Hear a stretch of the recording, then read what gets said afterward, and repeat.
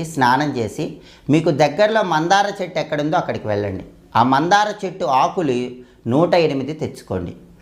108 తెచ్చుకోవడం సాధ్యం కాదండి అని భావించేవాళ్ళు కనీసం 21 మందార ఆకులైనా తెచ్చుకోండి. దాంతోపాటు మీరు మందార చెట్టు కాడ కూడా ఒకటి తెచ్చుకోండి. అలా తెచ్చుకొని ఆ మందార చెట్టు ఆకులన్నీ చక్కగా నీళ్ళతో శుభ్రం చేయండి. కాడ కూడా నీళ్ళతో కడుక్కోండి. వాటిని ఆరబెట్టండి. ఒక పొడి వస్త్రం తీసుకొని వాటిని శుభ్రంగా తొడవండి. అలాగే అష్టగంధం పౌడర్ అని ఉంటుంది, బయట పూజా సామాగ్రి షాపుల్లో లభిస్తుంది. ఈ అష్టగంధం తీసుకొని అష్టగంధంలో కొద్దిగా నువ్వుల నూనె కలిపి అష్టగంధాన్ని పేస్ట్ లాగా చేయండి.